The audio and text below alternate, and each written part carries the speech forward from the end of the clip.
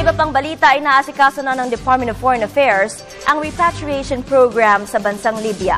Ayon sa ahensya, nagpadala na sila ng karagdagang tauhan doon para matulungan ang ating mga kababayan na naiipit sa gulo.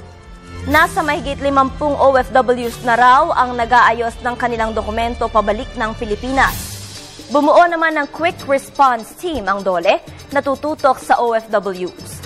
Tinatayang aabot sa mahigit 13,000 Pilipino ang nasa Libya ngayon.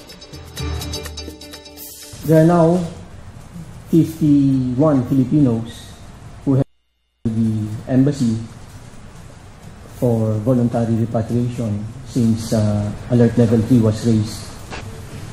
We will be sending a augmentation team anytime this week to augment our embassy personnel and the rapid response team.